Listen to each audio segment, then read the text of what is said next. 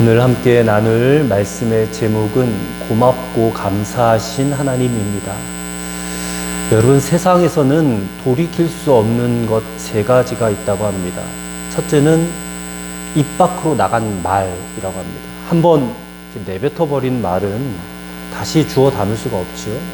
우리가 다 잘 아는 이야기입니다. 그리고 두 번째는 쏘아버린 화살입니다. 그러니까 활 시위를 떠난 화살도 다시 걷어들일 수가 없는 것이지요. 그리고 세 번째는 흘러간 세월입니다. 이 지난 세월을 무슨 수로 우리가 붙잡을 수가 있겠습니까? 한번 지금도 계속 시간이 흐르고 있지 않습니까? 흘러가 버린 세월은 잡을 수가 없습니다.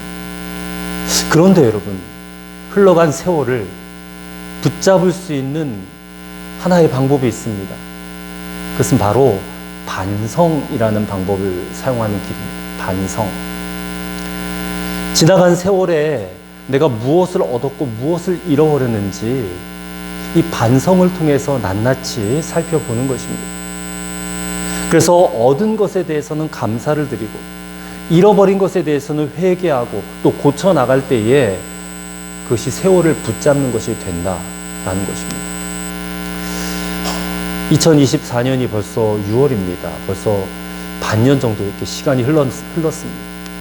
나이에 따라서 세월의 빠름을 느끼는 체감 속도가 다르다고 하죠. 20대 때는 시속 20km로 간다고 그러고, 30대 때는 30km, 40대 때는 40km로 가고. 우리 여기 가장 연세 많으신 우리 권사님도 계시지만 나이가 90이 넘으셨어요. 그러면 시속 90km로 가는 거예요. 세월이 그렇게 빨리 지나갑니다. 여러분, 지나간 세월을 돌이켜 볼 때에 우리가 잃어버린 것도 참 많았을 것입니다. 속을 끓이고 또 가슴 아픈 일들도 많았을 것입니다. 그러나 좀 더 깊이 생각해 보면 그때마다 하나님의 선하신 뜻이 있었어요. 하나님의 분명한 선하신 뜻이 있었다는 것입니다. 하나님은 우리를 사랑하시는 하나님이시잖아요. 그래서 내게 더 소중한 것을 주시기를 원하고 더 귀중한 것을 주시기 원하시는 그런 하나님의 선한 뜻이 반드시 여러분의 삶에 있었을 줄로 저는 믿습니다. 그러니까 이것이 깨달아지게 되면 우리의 입에서 감사가 터져 나오는 거예요. 신앙생활의 유익은 바로 그것이라고 저는 믿습니다. 막연하게 그냥 나에게 좋은 일이 생겼으면 이런 마음으로 하는 것이 아니라 지나온 세월을 돌이켜보면서 그 순간순간에 내게 베풀어 주셨던 은혜와 사랑과 축복이 얼마나 대단한 것이었는지를 다시 한번 깨닫는 거예요. 그리고 앞으로도 그렇게 행하실 주님을 믿는 거예요. 이게 신앙생활의 큰 유익이자 축복이라고 저는 믿습니다.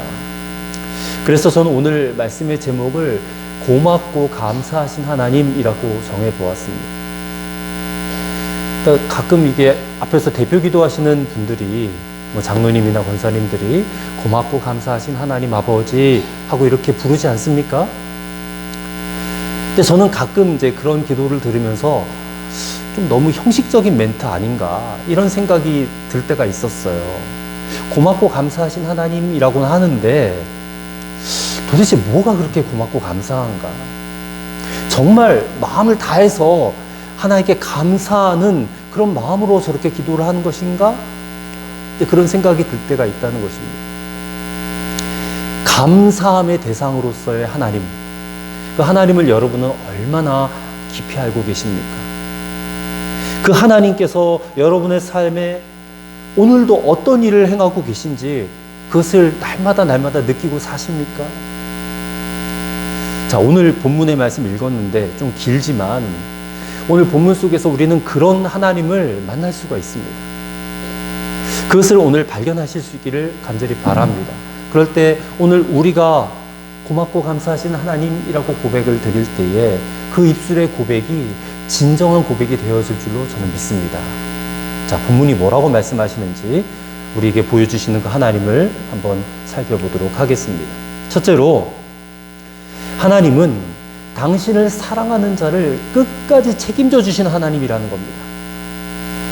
자, 오늘 본문 1절의 말씀을 보시면 엘리사라는 선지자가 나오는데 1절에 수넴 여인이라고 그 여인에게 아들이 태어났는데 그 아들이 갑자기 죽었어요. 죽었는데 엘리사가 다시 살려줬단 말입니다.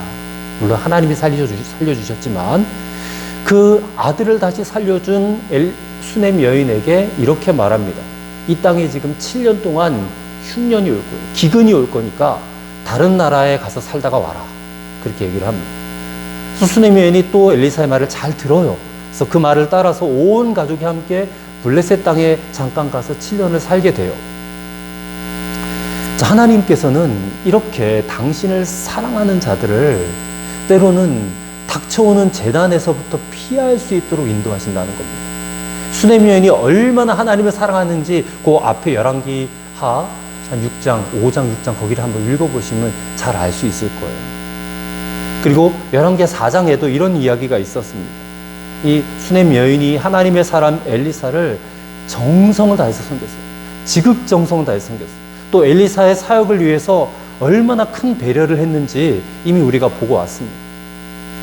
그래서 그녀의 배려와 섬김이 사실은 엘리사라는 한 사람 선지자를 뛰어넘어서 그를 통해서 일하시는 하나님을 향한 섬김과 배려였다라고 이미 우리가 말씀을 나누었습니다.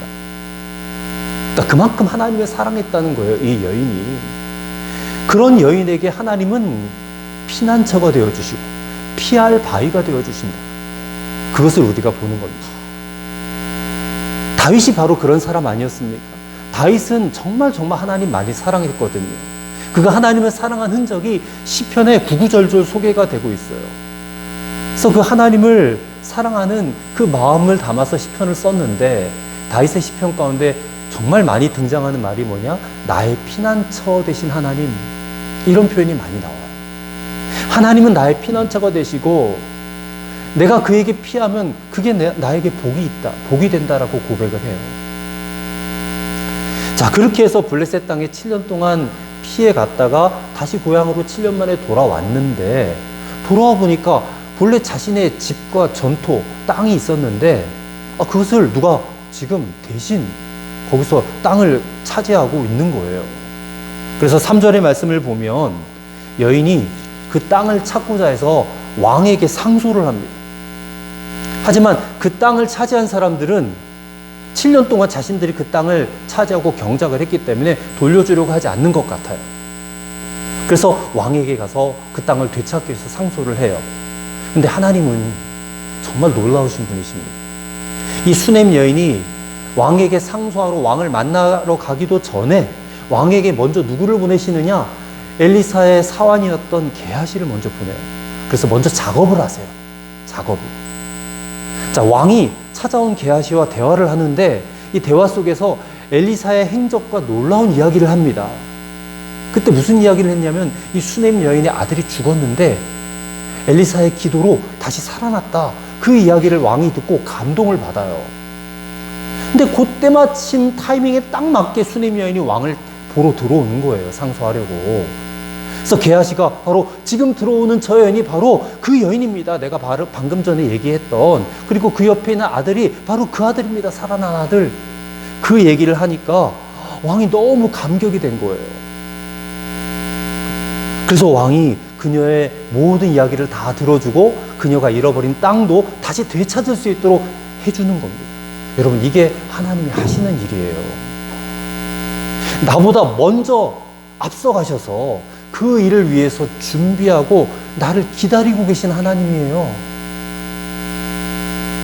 우리가 이런 하나님을 뭐라고 부릅니까? 여호와 이레라고 하잖아요. 여호와, 나보다 먼저 가서 준비하고 계신 하나님. 하나님은 아주 정확하신 분이십니다. 한치의 어긋남도 없이 일을 처리하실 뿐만 아니라 우리가 구하지도 않았던 것까지 다 받을 수 있도록 하세요.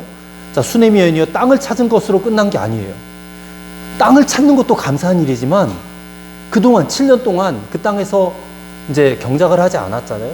다른 사람이어서 대신 그 땅을 경작해서 소출을 거둬갔는데 그것까지 다 받을 수 있도록 하나님께서 해주셨어요. 6절의 말씀을 보세요. 6절. 왕이 그 여인에게 물음에 여인이 설명한지라 왕이 그를 위하여 한 관리를 임명하여 이르되 이 여인에게 속한 모든 것과 이 땅에서 떠날 때부터 이제까지 그 밭의 소출을 다 돌려주라. 하나님 이렇게 하신다는 거예요. 저는 이것이 바로 하나님을 사랑하는 자가 받을 수 있는 복이라고 저는 굳게 믿습니다. 그러니 여러분, 우리가 하나님을 얼마나 사랑해야 되겠습니까? 여러분, 하나님을 사랑하십니까? 하나님을 사랑하는 증거가 여러분에게 있습니까? 도대체 하나님을 사랑한다는 것이 무엇을 말하는 것일까요? 성경을 통해서 보면 우리가 확인할 수 있는 4가지가 있어요. 하나님을 사랑하는 모습 4가지가 있는데, 그 첫째는 세상을 사랑하지 않는다는 겁니다. 하나님을 사랑하는 성도는 세상을 사랑하지 않아요. 요한일서 2장 15절에 보면요, 세상을 사랑하면 하나님을 향한 사랑이 그 속에 있지 않다라고 그랬어요. 근데 우리가 다 세상에 있는 것들을 좋아하잖아요. 근데 하나님이 세상에 있는 것들을 사랑하면 나를 사랑하는 것이 아니야. 세상에 있는 것들보다 하나님을 더 사랑해요. 그런 사람이 바로 하나님을 사랑하는 사람입니다. 두 번째는, 하나님을 사랑하는 성도는 말씀을 지키고 순종하는 사람이래요. 요한복음 14장 15절에 너희가 나를 사랑하면 내 계명을 지키리라 그랬습니다. 말씀을 지키고 행하는 사람. 요한일서 2장 4절에 그를 아노라 하고 그의 계명을 지키지 아니하는 자는 거짓말하는 자라 그랬습니다. 즉 하나님의 말씀, 그 입에서부터 나오는 모든 말씀을 사랑함으로 순종하는 자가 하나님을 사랑하는 거예요. 세 번째는 성전을 사랑해요. 하나님을 사랑하는 자는 성전을 사랑해요. 마음이 항상 교회에 있어요. 교회 가서 예배드리고 싶고 기도하고 싶고 사람들과 교제하고 싶어요. 교회가 뭐 떨어져 있고 지저분하면 막 닦고 쓸고 닦고 하고 싶어져. 그게 하나님을 사랑하는 표시래요. 시편 122편 6절에 보면 예루살렘을 사랑하는 성도는 형통한다라고 그랬어요. 예루살렘에 뭐가 있습니까? 하나님의 성전이 있지 않습니까? 그 성전을 사모하고 성전을 사랑하는 자가 형통한다고 그랬어요. 오늘날 교회지 않습니까? 교회를 사랑하고 교회에 오기를 기뻐하며 즐거워합니다. 미국이란 나라를 건설한 102명의 청교도들이 미지의 대륙에 처음 왔을 때 그들이 가장 먼저 한 일이 뭐냐? 예배당을 세우는 일이었어요. 그렇게 하나님의 성전을 사랑했던 그들은 세계적으로 형통하지 않았습니다. 또 하나가 있습니다. 하나님을 사랑하는 성도는 믿음의 형제 자매를 사랑한다는 것입니다. 요한일서 4장 20절에 누구든지 하나님을 사랑하노라 하고 형제를 미워하면 이는 거짓말하는 자라고 했어요. 형제를 사랑하는 자가 하나님을 사랑하는 자. 여러분, 우리가 정말 이렇게 하나님을 사랑한다면, 아니 이전까지는 그렇게 하지 못했다 할지라도 지금부터라도 그렇게 사랑하기 시작한다면 하나님은요 결코 우리를 외면하실 수가 없어요. 하나님을 사랑하는 자를 하나님은 끝까지 지키세요. 끝까지 보호하세요. 예수님도 말씀하지 않으셨습니까?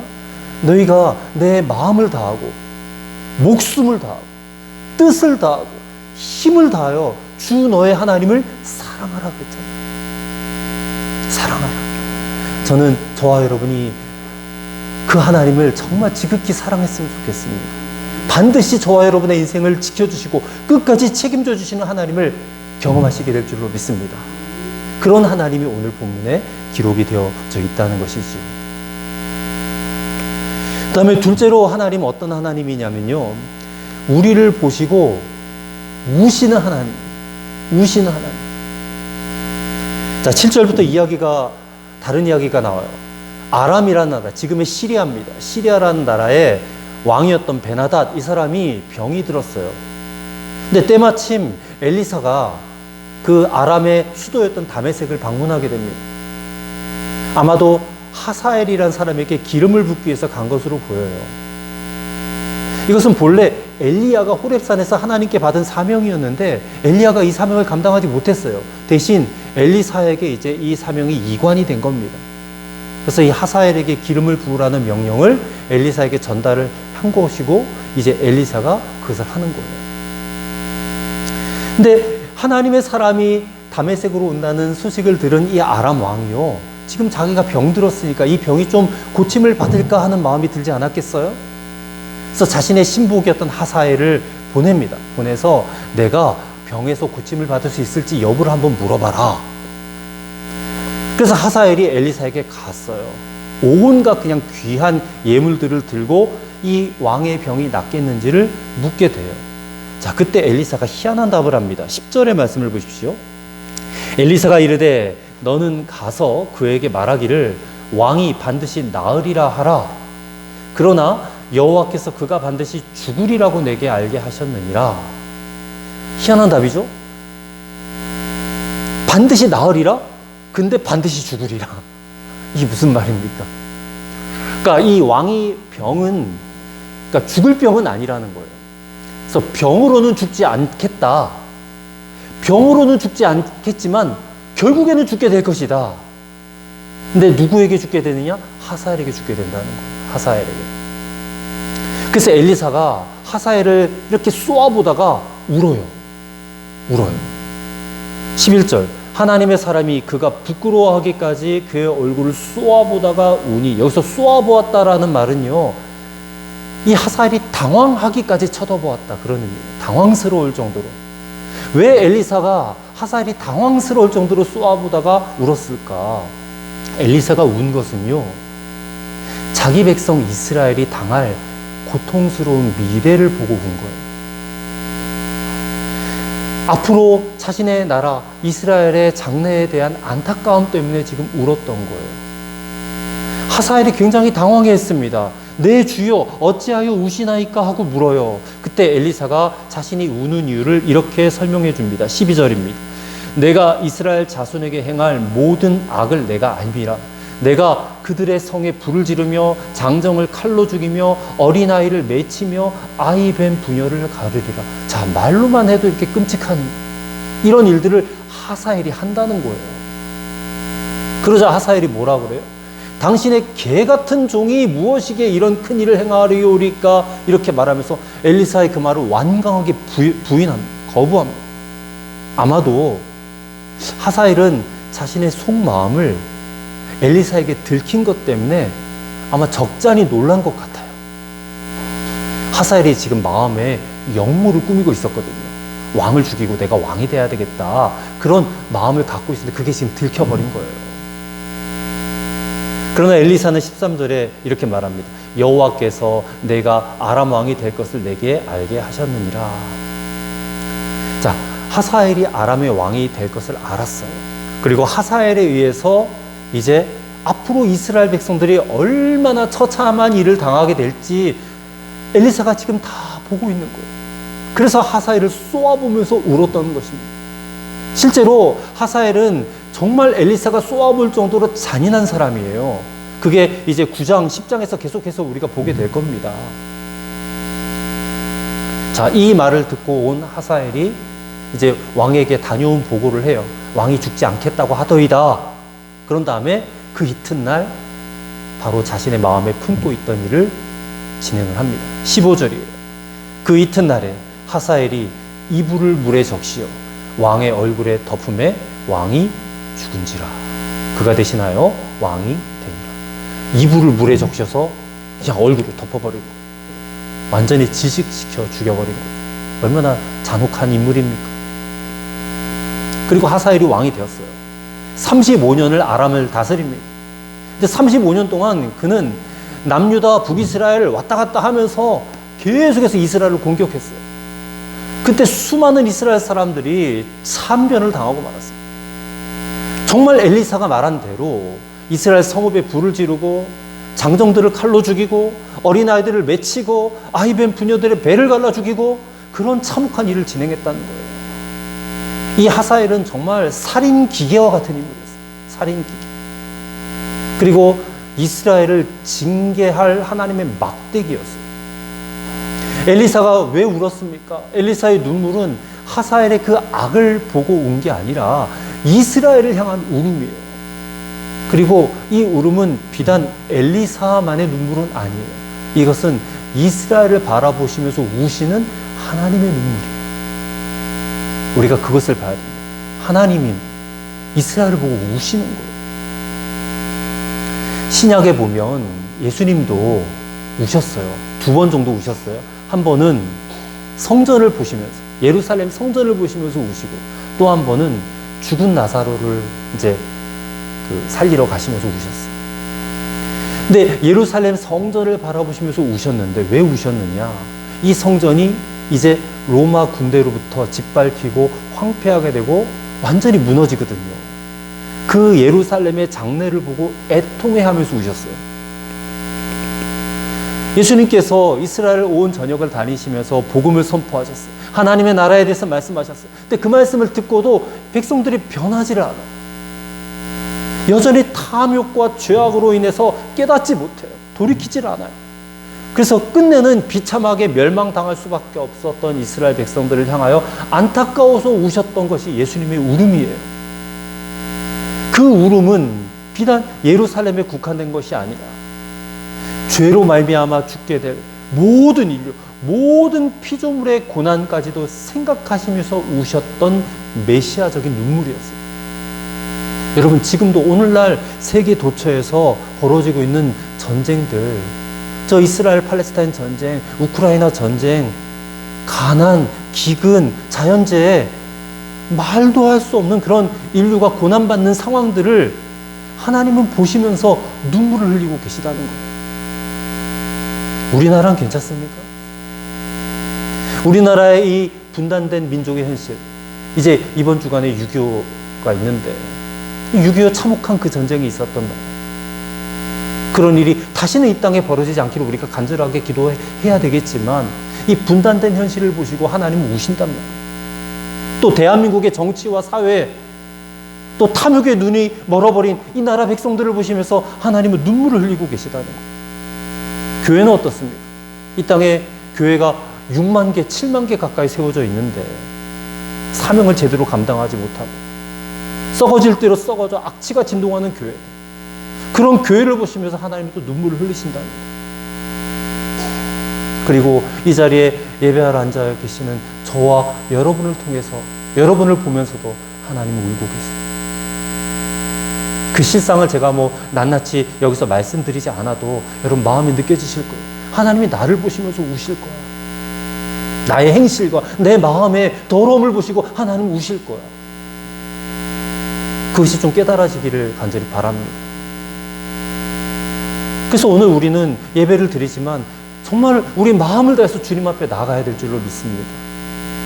그리고 하나님의 눈에서 흘러내리는 그 눈물을 닦아드릴 수 있는 우리가 되었으면 좋겠습니다.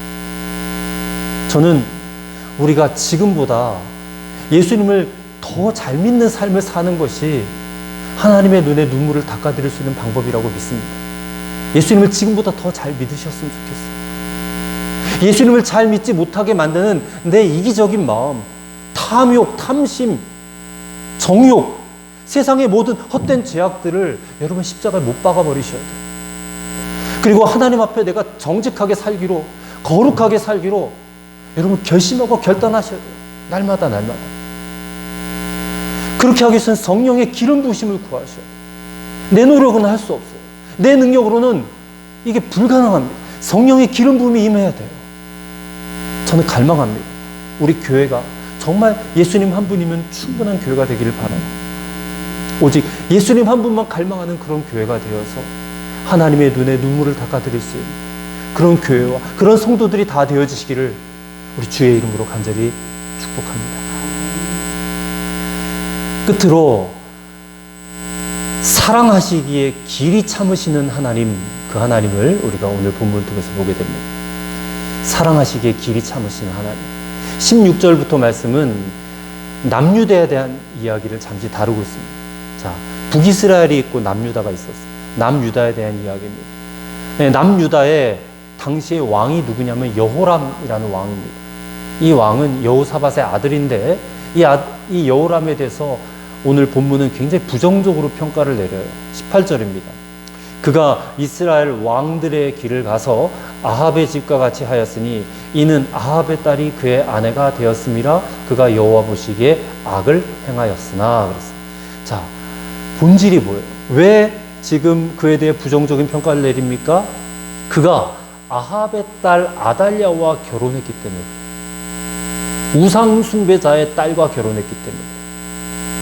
이 아달랴는 그 아버지가 아합이고 어머니가 이세벨 아닙니까? 거기서부터 온갖 그냥 우상을 숭배하고 바알을 숭배하는 그런 더러운 것들만 가지고 지금 남유다로 시집을 온 거예요. 그래서 자기 남편을 막 부추깁니다. 여기서도 바알 숭배를 해야 된다고. 그 여자가 집에서 막 해야 된다고 닥달을 하니까 이 남편이 그 여자 말을 들어주지 않으면 어떻게 해요? 가정에 그냥 풍지풍파가 일어나지 않겠어요? 여자는 약하지만요, 자기의 남편을 악의 길로도 의의 길로도 인도할 수 있는 능력을 가지고 있어요, 여자가. 그래서 지혜로운 여인이 필요하지 않습니까? 하나님을 경외하는 여인. 이 자리에 계신 여인분들은 다 하나님을 경외하는 여인 되시기를 간절히 소망합니다. 일찍이 여호람의 아버지였던 여호사밧 왕은 이 아합의 가정과 사돈을 맺은 거예요. 그래서 자기 나라 유다의 악을 끌어들이고 만 겁니다. 근데 이 일은 한 번으로 끝난 것이 아니고 계속해서 이 악이 이어지는 결과를 낳았어요. 여호람이 아버지의 뒤를 이어 왕이 됐는데 겨우 8년 만에 죽었어요. 뭐 때문에 죽었는지는 성경에 나오지도 않아요. 근데 금방 죽어버렸어요. 그러자 그의 아들 아하시아가 또 왕이 돼요. 근데 이 아하시아도 똑같이 아버지처럼 악을 행해요. 여호와 보시기에. 27절에 보면 아하시아 역시 아합의 집 사위가 되었다라고 이렇게 기록이 되어 있어요. 그러니까 아합 집안 사람, 아합과 똑같은 길을 걷는 사람, 그런 사람이 됐다는 거예요. 그리고 이 아하시아는 북이스라엘 당시의 왕이었던 요람, 이게 아합의 아들 요람인데 자기 외삼촌이에요. 외삼촌. 어머니의 오빠니까 외삼촌이. 그와 또 이렇게 가까이 했어요, 아하시아. 그래서 29절에 보면 그 요람과 함께 아람의 왕 하사엘과 전쟁을 했어요. 전쟁을 하다가 요람이 그만 부상을 당하니까 열심히 또 병문안을 다녀요. 그러다가 구장에 가서 그는 결국 예후라는 사람의 손에 죽임을 당하는 그런 비참한 결과를 맞이하고 만다는 것입니다. 자, 여기까지 이 역사의 설명을 쭉 해왔지만 중요한 것은 하나님입니다. 유다를 향한, 남유다를 향한 하나님의 사랑은 어땠는가? 변함이 없었다는 거예요. 이렇게 악을 범하는데, 이렇게 악에 악을 더하는데도 하나님의 사랑이 변함이 없어요. 19절의 말씀을 보시기 바랍니다. 여호와께서 그의 종 다윗을 위하여 유다 멸하기를 즐겨하지 아니하셨으니 이는 그와 그의 자손에게 항상 등불을 주겠다고 말씀하셨음이더라 했습니다. 자, 비록 유다가 죄악에 빠졌지만 하나님께서 완전히 끊어버리지 아니하신 것은 다윗 때문에 그랬다는 거예요. 다윗은 하나님의 마음에 합한 사람 아니었습니까? 그 다윗과 함께 맺었던 등불 언약 때문에 유다를 완전히 멸하지 않으셨다는 거예요. 심판을 유보하셨고 길이 참으셨다라는 거예요. 길이 참으시는 하나님을 묵상하시기를 바랍니다. 하나님은 오늘 저와 여러분을 보시면서도 길이 참고 계세요. 그래서 말씀을 통해서 여러분 반드시 나 자신을 돌아봐야 됩니다. 혹시 내게는 매맞아 마땅한 그런 불순종은 없는지, 그런 죄는 없는지, 심판이 유보된 죄는 없는지 살펴보는 그런 자세를 가지셔야 됩니다. 가끔 우리가 타인의 고난을 볼 때가 있어요. 다른 사람들이 겪는 고난. 그때 우리는 그 사람이 겪는 고난에 대해서 이러쿵저러쿵 함부로 말해서는 절대 안 됩니다. 도리어 그들의 아픔과 고통에 깊이 동참하고 함께 아파하고 울어주는 것이 마땅한 태도예요. 큰 교회 목사님이 지난번 세월호 사건이 일어났을 때에 이상한 말 해가지고 그냥 크게 발칵 뒤집어졌잖아요. 그게 무슨 뭐 그들의 죄악 때문이네 어쩌네 그런 소리 해가지고. 세상에 이태원 참사 일어났을 때도 또 교회에서 목사들이 쓸데없는 얘기를 해가지고 그렇게 다른 사람들이 당한 고난과 그런 죽음에 대해서 함부로 말해서는 안 됩니다. 아파해줘야 돼요. 그 고통을 당한 유족들과 함께 해줘야지. 그런 이런저런 아픈 소식들을 들을 때에 우리가 마땅히 가져야 될 태도가 그런 태도이지만 또 하나의 태도가 있어야 돼요. 또 하나의 태도가 뭐냐면 우리를 길이 참아주시는 하나님의 은혜를 깨달아야 된다는 거예요. 왜? 그들이나 우리나 똑같은 죄를 짓는데 그들은 그런 어려운 일을 겪게 하고 왜 우리는 이렇게 길이 참아주시는가? 우리가 뭐 예수를 더 잘 믿어서요? 우리가 기도를 많이 해서요? 우리가 봉사를 많이 해서 그렇습니까? 아니에요. 우리 그들보다 나은 거 하나도 없습니다. 오히려 그들보다 못할 수도 있었어요. 고난 당한 그들보다. 근데 그럼에도 불구하고 나에게는 왜 아무 일도 일어나지 않지? 하나님이 그저 봐주시는 거예요. 봐주시는 거예요. 여러분, 올해도 많은 사람들이 병으로 죽고 많은 사람들이 사고로 죽었어요. 뭐 그들은 뭐 건강관리를 잘 못해가지고 일찍 죽었고, 우리는 건강관리를 잘해서 이렇게 건강한 것입니까? 교통사고로 죽은 사람들은 또 얼마나 많아요. 그들은 뭐 아무렇게나 운전해서 죽었고, 우리는 아주 조심해서 운전을 했기 때문에 살아남은 것입니까? 아니라는 거예요. 죽어마땅한 우리들이지만 여전히 살아있는 것은 하나님께서 참아주시는 거예요. 또 6개월을 참아주시고 또 1년을 참아주시는 거예요. 여러분, 그게 우리에게 베풀으신 하나님의 은혜라는 겁니다. 이 은혜를 절대로 잊어서는 안 된다는 거예요. 사랑하는 여러분, 오늘 말씀에서 제가 많은 것들을 이야기하고 싶으면 다 이야기할 수도 없어요. 근데 딱 3가지만 생각하세요. 우리를 끝까지 책임져 주신 하나님이시다. 우리를 보시고 너무 아파하시고 우시는 하나님이시다. 우리를 사랑하시기에 길이길이 참아주시는 하나님이시다. 나를 향한 그 하나님의 은혜가 측량할 수 없을 정도로 엄청난 그런 사랑과 은혜라는 것을 오늘 말씀을 들으면서 깊이 깨닫고 이에 합당한 감사를 하나님께 드릴 수 있는 여러분과 저가 되기를 간절히 소망합니다. 오늘도 내일도 변함없이 영원토록 우리와 함께 하실 그 하나님을 소리 높여 찬양하고 소리 높여 그 하나님께 영광을 돌려드리는 그런 저와 여러분이 되시기를 주의 이름으로 간절히 축원합니다. 기도하시겠습니다. 고맙고 감사하신 하나님, 우리가 하나님을 어찌 다 할 수 있겠습니까? 하지만 성경을 통하여 하나님을 조금이라도 깨닫게 하시니 참 감사합니다. 우리를 사랑하시기에 사랑하는 자를 끝까지 책임져 주시는 하나님을 만납니다. 우리를 바라보시면서 깊은 슬픔 가운데 울고 계신 하나님을 만납니다. 또 우리를 너무나 절절히 사랑하시기에 길이 참아주시는 하나님을 만납니다. 그래서 하나님께 마땅히 감사하고 또 감사합니다. 그 은혜가 너무 크고 감사하여 우리도 눈물이 납니다. 참으로 고맙습니다. 감사합니다. 나의 주 나의 하나님 되어주셔서 참으로 감사를 드립니다. 우리 구주 예수님의 이름으로 기도드리옵나이다. 아멘.